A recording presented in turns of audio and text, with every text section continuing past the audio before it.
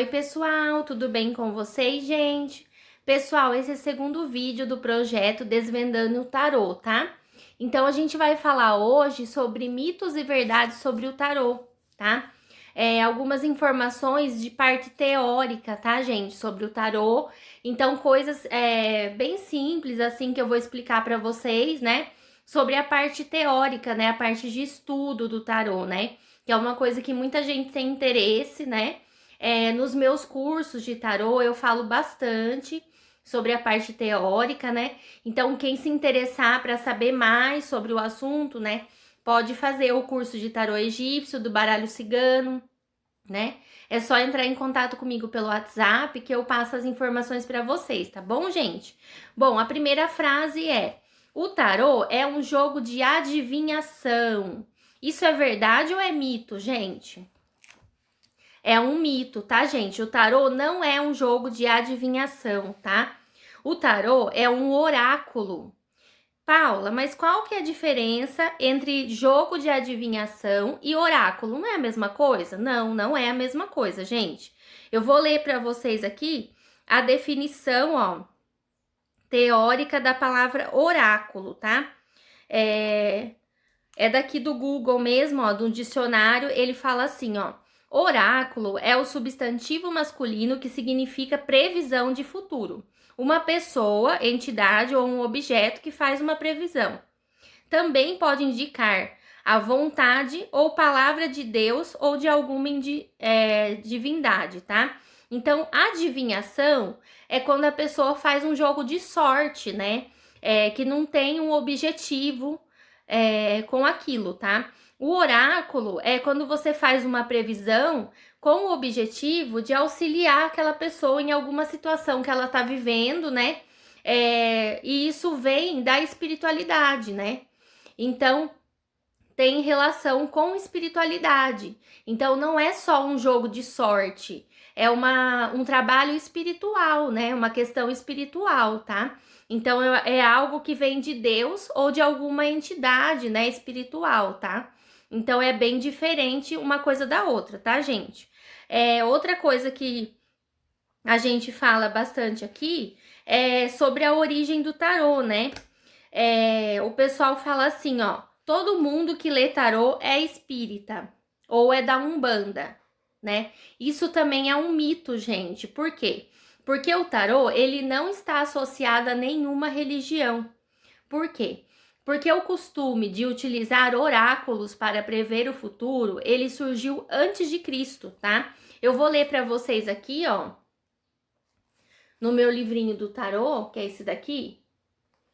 Ele fala um pouquinho sobre a origem do tarô, ó. Ele vai falar assim, ó: desde as épocas mais primitivas, os seres humanos mostraram preocupação com a previsão do futuro, tá? Em achados arqueológicos de muitas culturas pré-históricas, ou seja, na pré-história, né, lá na primeira etapa, né, do ser humano na Terra, podem ser identificados conjuntos de objetos utilizados em rituais divinos como conchas e pedras.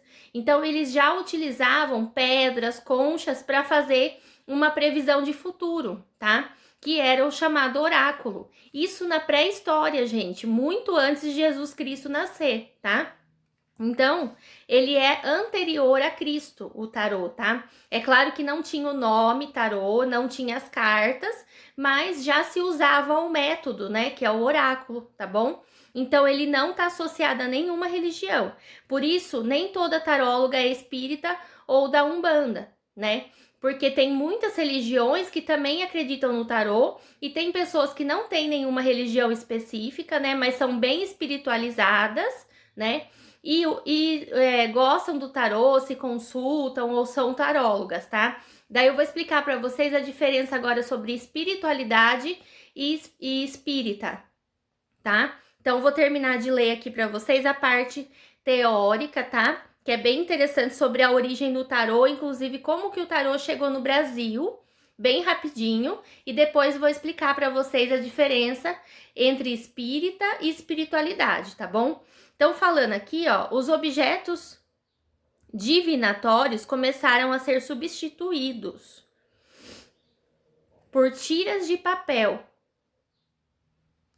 Eles primeiro começaram a usar conchas, pedras, depois eles começaram a criar tiras de papel e começou aí a utilização da escrita, né, de desenhos. Isso surgiu no Extremo Oriente, China e Coreia, alguns séculos antes da era cristã, então antes de Cristo. Lá na China e na Coreia, eles já escreviam coisas em papeizinhos, tiras de papel, e usavam isso para fazer adivinhação, né? Para fazer uma previsão do futuro, tá? Então, isso daí já é a origem do tarô, tá? Existem entre os historiadores a hipótese do que o baralho, né, numérico, ele foi originado na Índia por volta do século 7 depois de Cristo.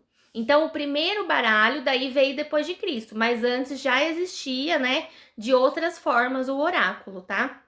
Então, foi no século 7 na Índia, né? E ele foi trazido pelos árabes. Os árabes, então, foram os primeiros que começaram a utilizar, né? E trouxeram, então, para os outros países, tá? As mais antigas referências a esses baralhos na Europa, né? Surgiram na Alemanha, Espanha, Bélgica e França, né? Então foram trazidos depois para a Europa, né? Para esses países da Europa, tá? No século XVIII, um matemático francês, né? O Jean Aliette, ele começou a criar, né? Ele usou a cartomancia como profissão. E ele começou a estabelecer uma correspondência entre o tarô e magia. Então, foi a primeira pessoa que usou o tarô como profissão, né? Que ele enxergou aí uma possibilidade de ter uma carreira, de ganhar dinheiro com isso, de ajudar as pessoas. Ele entendeu, né? Todo o conceito do tarô. Antes disso, as pessoas usavam para o bem próprio, né? E o Aliette, ele começou a usar para ajudar as outras pessoas, né? E para ganhar o dinheiro dele, né? Como profissão. E ele que criou essa história da magia do tarô. As pessoas começaram a achar que era algo mágico, né? Mas na verdade tem todo um estudo por trás, né? Foi muito estudado, não é só magia, né, gente? E também não é uma coisa assim criada pelo ser humano, né? É uma coisa que já tem origem mesmo espiritual, né? Então, sobre o tarô no Brasil, quando que surgiu o tarô no Brasil?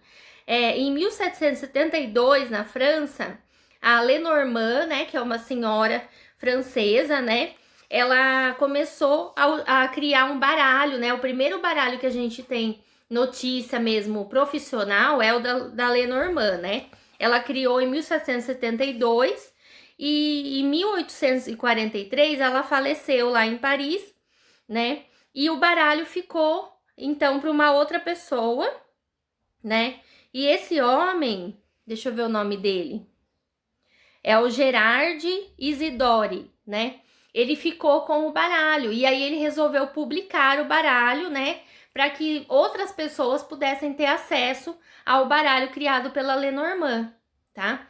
E aí sim que chegou no Brasil em 1828, né? Chegou esse baralho, que era um baralho comercial, né? Que foi criado a partir do baralho da Lenormand pelo Gerard Isidore, tá? Então ele tinha 52 cartas e cada uma delas tinha um personagem. Foi tudo criado pela Lenormand, né? Até hoje existe um mistério em relação a isso, em como que ela criou esse baralho, né? De onde que ela tirou aqueles desenhos, né? É claro que tudo tem relação com a espiritualidade. Então, qual que é a diferença entre espírita e espiritualidade? Espírita é uma religião, tá? É uma coisa que já tem regras a seguir, tem rituais, né? E espiritualidade é algo maior. Então, você pode ter uma espiritualidade desenvolvida sem ter uma religião específica. Espiritualidade é a sua conexão com Deus, né? Com a energia de Deus, tá? Então, nem sempre quem tem a espiritualidade desenvolvida é espírita. Pode ser umbandista, pode ser budista, pode ser católico, evangélico, ou pode não frequentar nenhuma religião, tá? Então, nem toda taróloga é espírita, mas todas têm uma espiritualidade desenvolvida. É isso, pessoal. Espero que vocês tenham gostado. Muito obrigada e fiquem